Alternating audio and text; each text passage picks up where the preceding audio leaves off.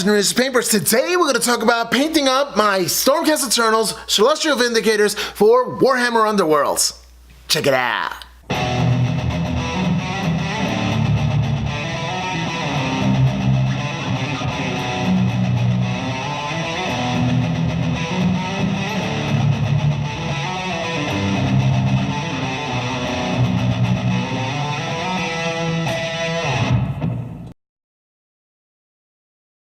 Alrighty, welcome back to the show. Alright, here goes the Celestial Vindicators that I'm talking about originally for Shadespire. I did the first one up because I've never done Celestial Vindicators before, so I was trying out the new paint scheme, and, well, I did one up just as a test sample and see what I can do.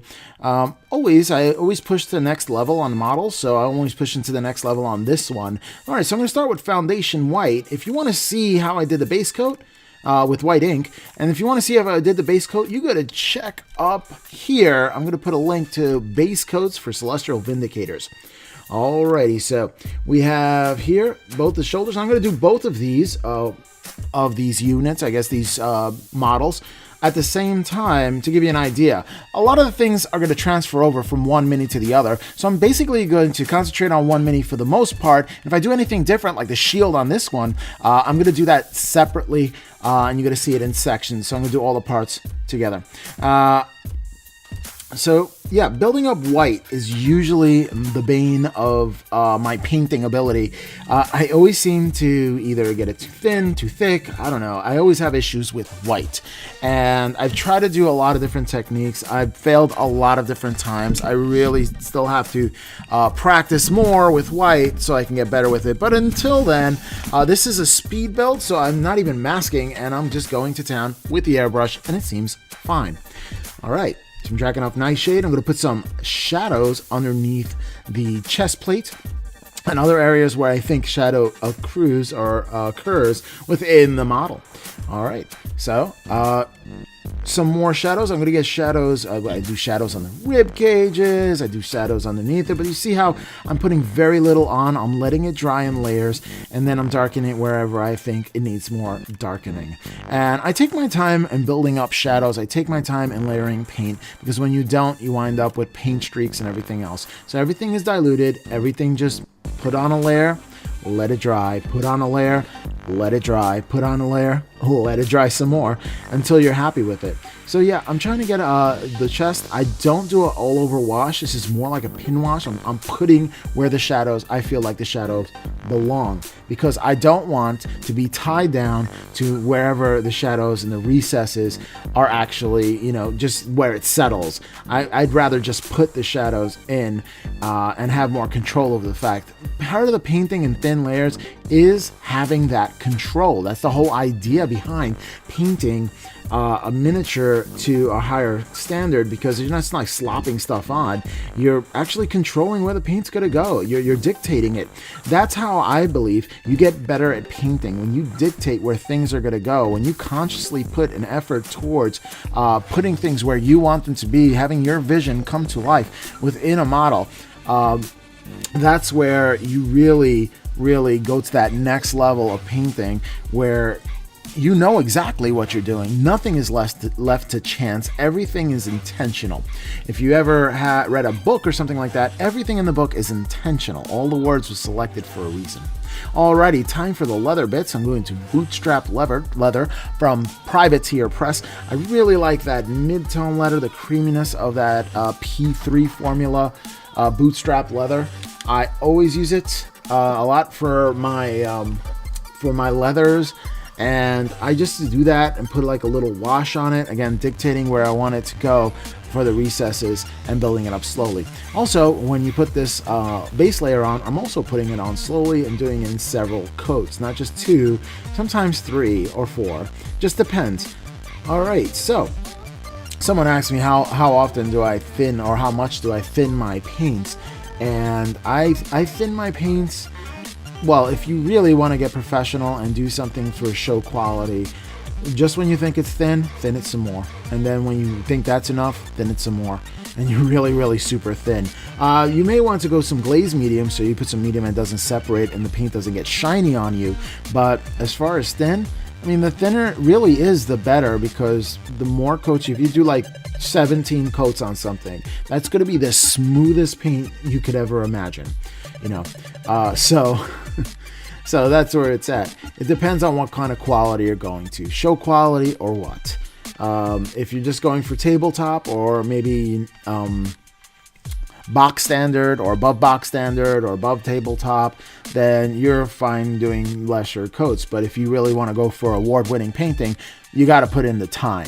Speaking about time, we're again going through the leather bits. I'm going through the little skirt, I guess what you call it, skirt, I don't know, kind of Roman kind of patch that protects his, you know, I'm having fun with this model, really.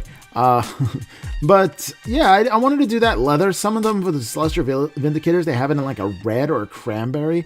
I like it leather. That's just my personal choice. And when you're doing Celestial Vindicators, period, you could take some liberties. I mean, you don't want it to be exactly the same as, you know, I mean, sometimes you do want it exactly the same as the box art, but if everybody has that, then I don't know. I kind of like making my models a little unique, a little me. Ever since I was drawing as a kid and learning how to draw as a kid, even when I looked at, you know, comic illustrations and tried to emulate that and copy it the best I could, I always added my own flair. And the same with any kind of techniques that I learned. I learned a lot of the techniques that I've learned here. I learned from watching the internet. I had some CDs about painting, like hot metal, was it liquid metal? I forgot. It's been so long. It's gathering dust. But I learned that you ultra thin your paints and really build things up slowly and gradually. And that's how miniatures get to that award-winning kind of status, because if you make a mistake with really thin down paint, it's a lot more forgiving than any other kind of paint. So the thicker it is, the less forgiving it is when you make a mistake. Although if you do make a mistake, I have to say that you can easily go in with water, and some people do their own spit actually, and like feather it out or erase it essentially, the mistake. Okay, so gold here. Vallejo metal color coming through. Metal color is amazing. When it comes to any kind of metallic paint, I would say that metal color is tops when it comes to acrylic metallic paint, because the metallic is so finely ground down, it really does pop out and look like metal. And it's so easy to work with because you can mix it in with different colors. You can mix it in with different metallic colors, non-metallic colors. You could really play around with it. You could use it as a glaze if you wanted to. You could slowly bring that up as well. So there, and if you want a coverage, yeah, just go for it straight out. You can get all the coverage you want. Remember, the less thin the paint is, the less smooth it's going to go on, and the less forgiving it's going to be if you make a misstep. So just keep that in mind. But I would use like 2-3 thin coats, I would say, if you want to go fairly aggressive with it, and you know, have that coverage, but really have that smoothness to it. So always thin down your paints, even this. Now, I wouldn't put any metallics in my wet palette. You see my wet palette over there? I don't put it on my wet palette. Actually, sometimes I just put it straight on my table because I line it with newspapers. But sometimes I use a dry palette.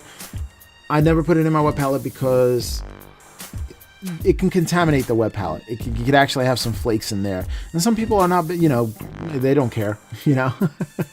I do. I don't want my non-metallics to look metallic, so I kind of just like err on the side of caution. And plus, if you put these paints, metallic paints, they separate so easily, like within a couple of hours, and it just like completely like separates and becomes like really weird, like overhydrated. I don't know, it's weird.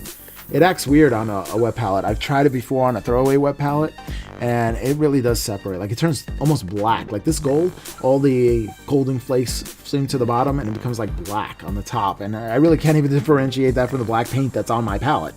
So yeah. So you see it there. And wicking is really important. You see how I wicked it right off there on the the actual table itself. Now, I won't recommend wicking it on the table if you do not have newspaper on the table. Make sure you have newspaper or something down on the table protecting your table so you can wick your paint off. Or you can have a glove like I'm wearing right there, and you can wick the paint off that glove itself. Some people just wick it off on their finger itself. I'm not a fan of finger art. I don't know what to call it. It's like a Pollock painting on your finger. But yeah, having this is by far so easy for me to paint. It was so satisfying for me to do these Celestial Vindicators. I really enjoy doing them. And it's a good thing too, because on my painting assembly line here, I do have the starter set for AOS 1 that I never got painted, shamefully. And now I'm going to get them all done because it's so much fun to paint. And I was intimidated. Time for some pale burnt metal, and now what I'm going to do is pick out every single rivet that I see, because I'm one of them people who just have a thing about picking out rivets. I can't just leave it undone. I'm using the side of the brush more than the tip of the brush, and I'm gently dabbing. And notice how my hand is leaning on the pill bottle that I'm using for a mounting base there, so I can have absolute control. Also, my other hand is leaning on the table, also bracing it, because my hand naturally shakes. But you don't see it really shaking in this video, only because I have so many things I'm just leaning it up against that it makes it really hard for my hand to shake. And that's what you want to do. You kind of want to just limit your hand's motion so you have more control. Limited motion, more control. You want to use the edge of the brush and not the tip of the brush to do these things. Sometimes the tip of the brush you might miss the rivet, and with the side of the brush you have more of a surface area so you can catch the rivet. Just be really careful, obviously, when you put it on your painted miniature, because you don't want it to get away from you. But if you do let it get away from you, have another wet, moist brush handy that you can go in really quickly and just erase the mistake. You do have to be very quickly, because the metallics for some reason dry ultra quickly. So be careful with that. And go in and really go aggressively with taking that paint out, because metallics will glitter. It's like having glitter in like your hair or something like that. It's just so hard to get off. Really hard to get off. Some people, they have stories. I had some friends of mine said to me, "Oh yeah, so I put metallics in my airbrush, and a week later I'm still getting metal flakes." And it's like, sir, you did not clean your hairbrush appropriately. I do have a video on cleaning airbrushes if you'd like to see that. Fun stuff. Alrighty, so now time for some Mephiston Red. So Mephiston Red, this is the next color. I do want that contrasting colors, that red, that white, that blue. Really, I almost feel patriotic while painting this. Although it's that baby blue, I did want to get a different color than the eggshell blue that I have for my Space Wolves. And I do like the eggshell blue for my Space Wolves, only because, well, it's traditional. And I like traditional, and Space Wolves, well, they do kind of like their tradition. So there, I just wanted to try that, and I love that, so I'm going to have an army of those. So this one, I wanted to do that Mephiston Red. I was going for that base coat of their cloth underneath, and I like to have the red for their capes as well. There's the leader here that I put the cape in white on one side and then red on the other, just to play around with some colors. But generally, most of these tabards, or these, I don't know what else to call them, are going to be red. Any kind of flowing robe kind of thing are going to be red, but not just Mephiston Red. I try to do some Wild Rider Red, or some kind of highlight to this after I put a nice Carroburg Crimson on top of that, which I'll show you later. All right, time for the back. You have to hit the back as well. And look at the strokes that I'm doing. And the reason why I'm recording all the bits on how I painted it, because I really want you to see my hand movement. And I really want to show in this video how to control and limit the movement of your hand when painting. So this way you can get fine and even strokes. Sometimes my hand actually comes all the way down, and I'm holding it a little odd angle, but it seems comfortable to me. And I've seen a lot of painters paint that way as well. But make sure that you get everything. You could do 2 coats, 3 coats, 4 coats. 4 coats to be safe. Forget 2 thin coats. Go for the 4 coats. To my tabletop standard anyway. All right, so time for the hilt of the blade that he has here, which is also the same types of colors that I'm using as well. I want to limit my color palette, so this way it's not like Rainbow Bright Warriors. I don't want Rainbow Bright Warriors. I'll leave Rainbow Bright to Rainbow Bright. And my warriors are going to be my warriors. So I just want to limit the color palette. And sometimes you need to do that, because if not, you're going to throw some visual confusion at people that watch it, and then it just becomes less interesting. Time for some model color black from Vallejo model color. And I do like the model color because it doesn't have as much of a, like, almost a satiny finish that the game color black has. So I really want to have that differentiation within the colors, and not have that, reflect back to me. Kind of don't want to have it a muted kind of black. And I'm just doing the storm bolts that are coming there. Again, a theme that I wanted to pick out. I could have done the storm bolts in silver, but I didn't want to put much silver in there. Like, silver is going to be like the least amount of color that's on in there, because it is white. And I didn't want to put white on white. I didn't think it had much contrast, but the black really does have a contrast against all these lighter colors. Again, I wanted this darker turquoise instead of the eggshell blue for my Space Wolves. I do like turquoise and blue, and I'm a fan of that. That color, I always have been. My wife told me, why don't you paint something different? Her favorite color, which is orange, and I did do a troll in orange for her. That was fun to do, and it is definitely a change of pace for me, but I really do just enjoy blues. I get lost in blues and purples. That's just my thing. Amethyst is my birthstone anyway. Alright, some Reikland Flesh Shade over the gold. Vince Venturella, turn away if you're watching. Do not watch. I am going to put shade on gold and you're going to be confused. Okay, I'm going to go back over with gold. I promise I will. I just wanted to try it. Someone told me that Reikland Flesh Shade over gold was a cool thing. So, hey, I'm all about trying things out, Experimenting is part of the fun for me. So I'm just going to take it and check it out. And yeah, it's going to dull it down.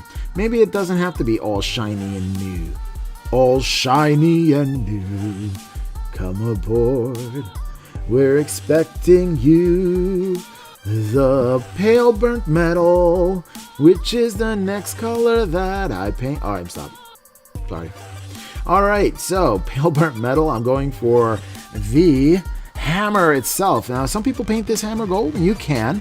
I just wanted to do all the hammers silver, because I didn't have it. Again, it's just an accent color. I just didn't want it overwhelmed. That's why I did the black on the thunderbolts on the shoulder, because I didn't want the silver to overwhelm. I didn't want it to be predominantly white, the miniature. I just wanted to really have that.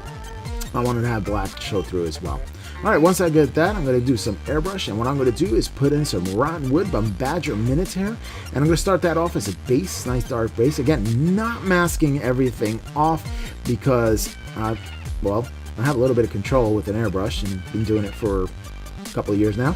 And second, this is a speed build for me, so there you go. I'm just throwing them together. It's my first time messing around, leaving room for improvement, and I am leaving room for improvement. I'm not going to kill myself over the first couple of models, because I know how I can get and be overwhelmed and obsessed, and I don't want to be that way with these models. I want to have fun. Plus, I wanted to put them on my game table and try them out. I've had these ever since I bought the Shadespire box set back in the day when I went to PAX Unplugged in Philadelphia, and I never painted them up because I said, well, I have a lot of Stormcast and I want to have a solid theme to the army, and then I got really caught up with the Space Wolves and never got around to it. So finally, alright, some bone white, I have that, and this is going to be my highlight color for that banner there. Just messing around. Again, no masking involved here, just going quick and dirty. That's how we're doing it, although it is not getting anywhere else, so it's pretty cool. So yeah, you want to have different layers of different colors. You want to use different colors for highlights, going to that bone for that highlight. Really makes it stand out and gives it dimension. That's what I was going for. See, there's even shadow in there. Okay, really like that. And I'm just really excited to paint Stormcast. I have so many Stormcast. Like, I have a Battle Force box of Stormcast Eternal, the Brotherhood, Vanguard, the Vanguard Brotherhood, that's it. The Vanguard Brotherhood. I have that Battle Force box that I need to get. All right, time for some gold accents here. So I have the Battle Force set right there, and I need to paint that up as well. And then I have another starter set, the Soul War starter set, with some more Stormcast. So I have those. I guess I have to get a Celestial Prime. Speaking of which, I want to paint my Celestial Prime in the Celestial Vindicators color, but does that make him the Celestial Prime? I don't know. I don't know it does. I know it. I don't care. I'm going to break the rules. Anyway. Yeah, same with Vandus Hammerhand. He's going to be a Celestial Vindicator because I said so. Okay, Pale Bird Metal, the Vallejo metal color. And if people have problems with that, then, yeah, that's you're kind of uptight. I'm sorry. Not sorry, because, you know, it's a game. We're having fun. All right. Anyway, time to pick out, yeah, that's right, pick out all those bolts, all those little rivets and stuff like that. You can't be, it's these details that really make it stand out. I mean, you can have an excellent base coat, but if you neglect like the rivets and stuff like that, if you don't drill out gun barrels for, you know, Space Marines or any kind of 40K stuff, if you don't do these things, then, you know, you're just not doing the model justice. Because it's the details that really make it pop. You can't really see it from far away, but the second you see a model like this on the table, generally most people pick it up, or they ask if they can, and they pick it up, and I say, yeah, no problem. And they really look deeply, and they put it close to their face, and they can see all the work that went into it, and, you know, they appreciate what I've done, and all I see is mistakes. Time for some gold. I'm going to hit gold on the bottom piece. I forgot to hit that, so I'm going to go back on that as well. Yep. You see it really forming now. Time for washes soon, so that's good. So you notice how I put these the hand bits on a piece of styrofoam, and that's pink foam that was left over from cutting out some dungeon tiles in which I made. And I got to put one on the show. I haven't done a handmade terrain set just for a while. I've been building a lot of things for my gaming table because I really want to do battle reports. So I'm really getting into terrain building mode, and anything that I learn, I want to share. And naturally, I like teaching, and I like sharing things that I've learned, and I get really excited about the hobby. So you see that enthusiasm. I'm really like that. I really am excited about learning new things. It's just a discovery, and I really enjoy painting. Alrighty, so time for some Carroburg Crimson. I'm going to just put some shade, and you do that to all the red areas of the model. Carroburg Crimson is great. It dulls it down to like almost a burgundy type color from that muted red, from the Mephiston red. And I really like that rich tone that it has to that leather. And again, having that contrast with that blue and the red, oh man, that's pretty awesome. I didn't know at first when I started painting these guys, I didn't know how it was going to really turn out. Honestly, I actually have another set of these guys in case this one went south and did not go right. So I actually had that in reserve. So it actually worked out very well. And I'm really excited that it did so. So there it is. I have all the elements, again, taking my time. Be careful not to get it into the blue parts. So you see how I'm slowing it down. So yeah, some styrofoam when you get some ill-fitting bits is great for some Seraphim Sepia next. And I'm just going to put in the little glyphs that are in that, in the actual, I guess, banner that's flowing from his. Is that a banner? I guess it's a banner. And it has that Sigmar kind of writing in it. And I'm just trying to darken in those letters there and leaving the transitions in. Essentially, most people just wash it straight. And, you know, there are some times where I do that too. But this time I really wanted it to shine out. So I'm just really writing the letters and trying to get the shade inside without ruining any other transition or dulling down the transition of the outside of that, the banner. So it really comes out really, really well. And I really like the way that it really just shows through on that banner. And again, so much fun. So much. It seems almost easy to paint these things. It really just, when they constructed this model, they really knew what they were doing when it came to fit and finish, first of all. And second of all, they knew what they were doing when it came to really making a model that's, you know, really accessible for a lot of people to paint. And this is just so easy and so stress-free. I'm thinking about painting Archeon the Everchosen, and I'm getting stressed out by that. But this stuff is easy. All right, time to turn away Mr. Venturola again, because I am putting shade on metallic. Yeah, I am. Again, just trying some things out that I was told works. And it works fine for a tabletop, so this is not going to win any awards or go into any competitions. So I was playing around with a little bit of something, and then I was like, you know what? I just kind of went all the way to town with it as well. I was just going to do the ends right there and leave the rest metallic, but I didn't like the way it looked. I didn't want the whole thing to be shiny. I kind of want to dirty it down. Like, it's been through a lot, so I just kind of just go all over the whole entire thing. After I'm done with that, because there it is. I just said, you know what? I'm just going to go for it. I didn't care. But you see how I tried something new, and then I'm going to try something different? And I do that so often when I paint. I try something, and I just move in a different direction. And I learn things from that. All right, some Seraphim Sepia, and that's going to go for the leather. Now, you can do there's a darker shade as well that you can do, and it will come out pretty awesome.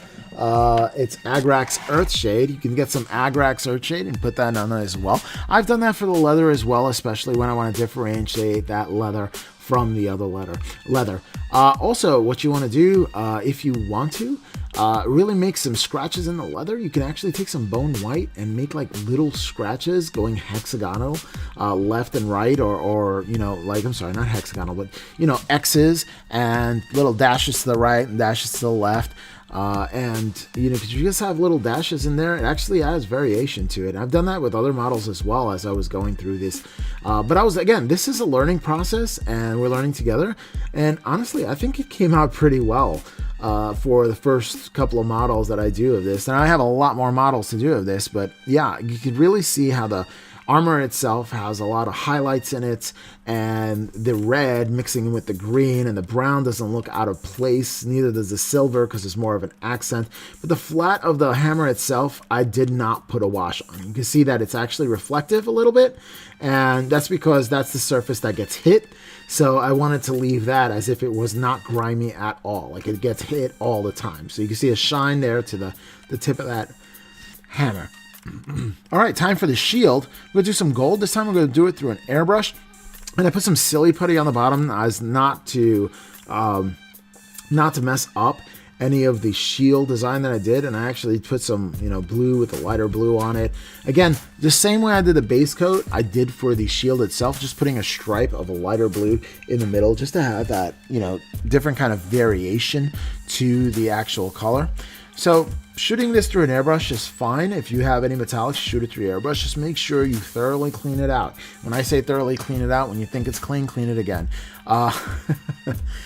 Make sure you clean it about 5 different times with water, and then I clean it again 5 different times with glass cleaner, and then I clean it again with 5 different times of airbrush cleaner, and then I put some alcohol in it and clean it out with that too.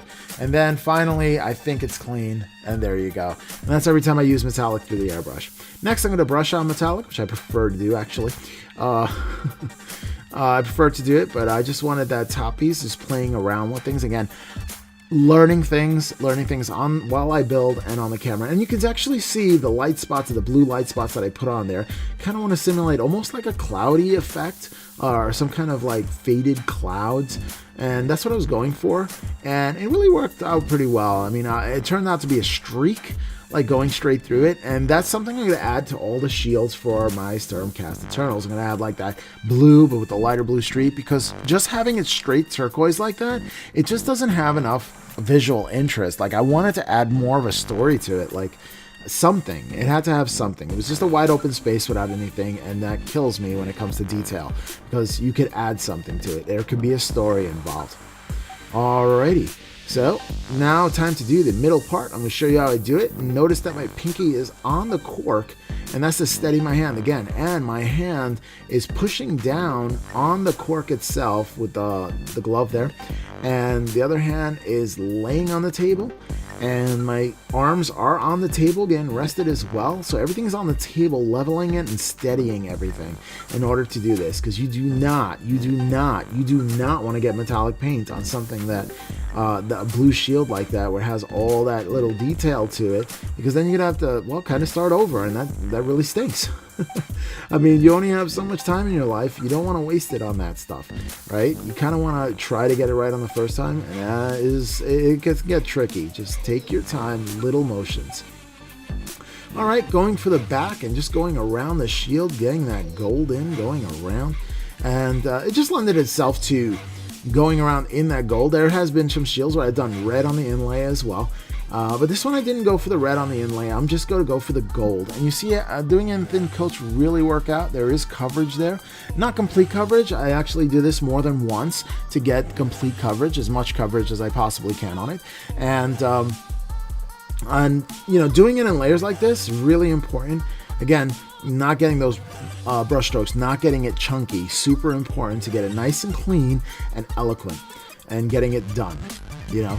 You definitely want to get it done right the first time. So, and it doesn't take too much time. I mean, really, it just takes a couple more minutes to put another coat on there. And being careful and leveling it out and steadying your hand. I think this video is just as much about steadying your hand and showing you how to steady your hand as it is about painting these Stormcast Eternals.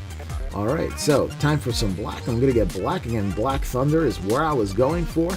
And I really didn't want to do this silver because I just wanted a contrasting color, and what's more contrasting than black with everything, like in my opinion, especially if you have a light color, you want a dark color to contrast against, and black is the way to go. I saw this in a book actually, and it inspired me to do black on the shield, and that's what I'm going to go for all my army, just going to Black Thunder. Seems easy enough for me. Going straight to black. It's not a color that doesn't cover well, that's for sure.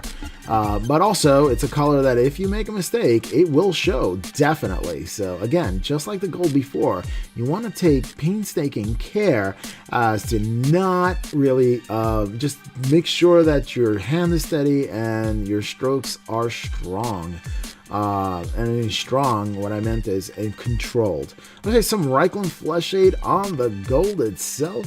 Yes, again, doing some Reikland Flesh Shade on the gold, and I kind of like the way it turned out on the last one, so I'm going to do it on this one as well. I don't want it to be shiny gold, I kind of want it to be dirty gold, so that's exactly what I'm going for. Plus, I go back with a highlight of gold on everything anyway.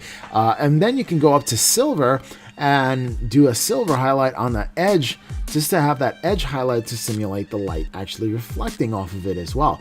So when I do gold, and then I do maybe the gold itself, maybe a wash, and then a silver on the edge highlights, again with gold hitting back the pieces, bringing it back up and only leaving the darkest recesses in that Reikland Flesh Shade. And that's what I'm doing with this. I might change my way through it because some people, Pale Burnt Metal is next. Oops, I did gold. Pale Burnt Metal is next, that's right. And Pale Burnt Metal, again, I'm doing the edge highlight on that gold.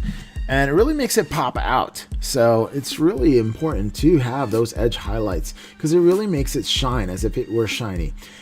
Certain areas at least. And there are certain areas that I do want shiny. Like on this, I wanted to tell a story. What if I bash this shield against an enemy's face? Well, and some of the gold kind of like stripped off. Or maybe the light's hitting it just so and reflecting the sun back to it. And just having that white glimmer. The rule of cool, man. I think it looks cool and really makes it pop. And you don't want anything just one color. You kind of want to have a highlight color to it and a shadow color to it. And having those three, that triad, low lights, highlights, and midtones is really important to really make variation. All right, time for some Badger Fur. We're going to hit some Badger Fur from Miniter. And we're going on to the base this time. It's all about that base, by the way. And hitting it, I was primed up and in gray, and then I hit it with some black primer just to add some shadow value into it. And now I'm trying to hit the bricks itself with that Badger Fur, just hitting it in the middle, really making it pop out in the middle and not so much of the sides. And that's just going to add some contrast and some visual interest as well as some variation to the stone texture. and that's what I was going for. You do want to have multi-layers of different stone texture in your stone. You want your eyes to look at the base, and it's something that you notice. Faces, bases, and banners. Those are the three things you really kind of notice, and the basis is super important to get right. So just take the time, really. All right, next up, I'm going to put some shadow in here, some Drakenof Nightshade, and I'm going to put it in the recesses of these cracks and crevices. I'm just trying to get some dimensionality here by putting in different colors to simulate shadows in between the stone areas. And you want to do this because in natural life, you have shadows within things, especially between surfaces that the sun is not hitting. Plus, it adds that another level of different kind of color contrast, and you want that next level when it comes to your painting, because you really want yours to stand out in the sea of different miniatures. You want to have your own stamp on things. You want to make it to that next level. You want to get it on that table and wow your opponent before you even make your first move. Now, some people are not all about that, and I can respect that, but me, I want my miniatures to look great, and if they function great, that's a bonus. And if they don't function great, oh well. If you get a kick out of beating the tar on me, then beat the tar out of me 20 billion times until you get bored of fighting me, and then maybe you can just make a fun game. That's how I go about it. Some people, it's all about winning. So okay, I'll just play you 20 million times until you actually get tired of beating me. That's fine. And then maybe we'll play a fair game, instead of you bringing in a tournament list to whatever. All right, so getting some Drakenof Nightshade. I actually put some on some of the bricks because I wanted to have that tonal variation. Again, adding variation to your models, really, really important. Alrighty, so next up, we're going to get some Wild Rider Red, essentially orange, and what we're going to do is we're going to paint up the leaves, and I'm painting up the leaves here, different kind of colors. I wanted to have some fun with this. I wanted to go a little poppy, I guess, if that's the word. I wanted the base to pop a little, so I'm just putting some fall leaf colors in because it's the fall, close to winter. Actually, when this shows, it should be close to winter, yeah. So it could be close to winter, so all the leaves are turning, and I don't know, something just felt nostalgic in me, and I just went for it. So it looks, I think that it really pops. I like the orange. I like putting some reds I'm going to put in there, and with some greens in there as well. And I'm just going to really make it pop and make it fun and fanciful model, because it is in a fantasy world. So I do want it to be fanciful. And I think the oranges and the red really makes it stand out once I put the model onto it, and you will see that. Okay, time for some olive green, and the olive green is going to go not only on the leaves, but I'm going to put them all around the surface where he says that dead leaves as well. I'm going to put that on there as well. And this is from Vallejo model colors, like the Panzer series. Panzer as in military paint. Nobody, my opinion, does camo paint better, honestly. I mean, well, there is the Scale 75 stuff, which is amazing, but, Vallejo is a staple for me. I've been using Vallejo. Eventually, I'm going to get a lot more Scale 75 stuff, although, when it comes to paint, I don't know, everybody would say I have enough, but I don't know. I'm addicted to paint. Why? Because the more colors you have, the more things you can do. The more things you can paint with different variations, the more you can have pop and individuality of models. Plus, if you had all the tools at your arsenal, why not use them, right? And if you don't have the tool, then you can't really use it. And paint is a tool to achieve your goal. Alrighty, so next up, some Escorpina green, one of my favorite greens, I have to say.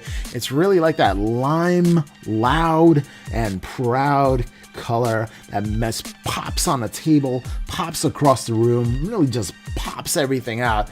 And with the green and the orange, with the orange and the red, it really just has that color variation. And what I do is, these are pre-made bases, so for my Stormcast Eternal, I am actually going to make a base and simulate this and put some leaves on there, and actually color the leaves in the same kind of pattern, so this way it'll have that as well. Alright, plus you get some creeping vines, and that could also simulate some leaf litter. that is, would be on the floor. So this is Escorpina green. This is the finally. I'm going for Triad. I don't want it to be all rainbow bright again. I'm just giving it to 3 colors: the orange, the red, and the bright green, and then some olive green is going to go around the base. You see how it really pops. Once I put the olive green on the base, I'm going to hit it with Athonian Camoshade and just really dulling that out. I don't want it to be bright green. I don't want it to be dull green. And you can see right now, but just like looking at that base, look at all the colors that are on there that are really popping, really making it alive. You want it to be alive. And now you have stone in there, but it really makes it alive. And I didn't want everything to be so dark and dreary, because I know my Space Wolves, forgive me, my Space Wolves are on Ice World on Fenris, so everything is so dead. So it's just so much fun to paint color onto a base and really have a variation of that color really pop out on the base, and I really like the way it really turned out. And again, a theme that I'm going to add throughout the army, throughout my Celestial Vindicator army that I'm going to build. And yes, you're going to have some Celestial Vindicators. Okay, so here it is on the base, done up the way I like it. All right, I think it came out fabulous. I really enjoy painting this model, but now I'm going to have to do the rim around the base itself, and that's really important to get to as well. You want to hit that rim on that base. So I'm going for like any kind of tan. Well, actually, I'm going to go for the same type of tan that I went for, that GW kind of goes for. I was just simulating that because bases are important. Like for my Death Army, they're all black bases. For my Space Wolf Army, they're all like a gray base, and I have a certain color that I just use for that army. And for these, I'm just going for a brown base because I just wanted to. I didn't know what other color I was going to add to it, so I just went brown, or tan, I could say. And you can use any tan, really. So yeah, just have some fun with it. Either desert sand, or mummy or fur. All right, nail art cogs. That's right, I got some cogs which are nail art. They actually fit on nails. They're tiny and I love it. Now I'm going to put some primer on it, and the primer doesn't really like to stick to it. This is a Stynal Res primer, but hey, I do it in several layers, so it actually does stick to it after a while. Now I do the cogs differently, but each one of my army is going to have a cog in it, only because I think that's fun. I like the cogs because, well, in D&D, a lot of the angels that are in there are more like very, very lawful good. So, and I think this simulates those, like an Archeon, I guess. I don't know what it's called. I've forgotten. But yeah, they're all about justice and everything else, so I just kind of wanted to make a cog and put that as a form of order into the piece. And that's going to go in every single model for my Celestial Vindicators Stormcast Eternal army. So I'm putting it on there. And finally, last step, Green Stuff World, Natural Leaf Litter. I'm going to put that in, again, to simulate fall, and I want to put these on these because they're going to be on the rest of the army, only because I do not have one of those Green Stuff World's hole punches for those leaf litters, and I think I'm going to invest in one maybe this holiday season. That's something on my list that I want to get, but for now I'm using birch seeds. That's right, that actually looks like little leaves when you dry them out. So if you have a birch tree around there and get some seeds and dry them out, yep, you can get these too, or you can buy them from Green Stuff World like I did. Alrighty, so this model is just about complete, and I really thank you for joining me. It's an honor for you to join me through these paint tutorials, because I mean, you're amazing. Thank you very, very much. All right, so I guess it's time for those pictures. See you on the outro.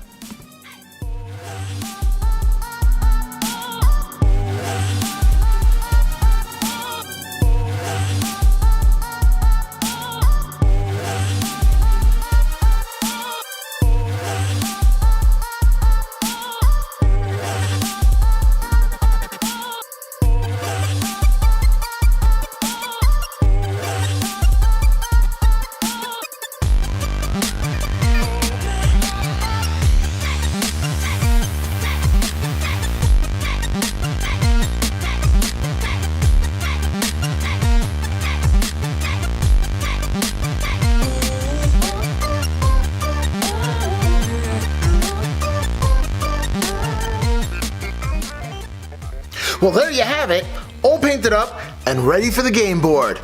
I'm really excited to get them on and see what they can do, finally, that I got them painted up. There's going to be a lot more Stormcast Eternals on the channel, so if you like this video, like, share, comment, and subscribe, and we'll catch you next time on the Miniatures Paintbrush.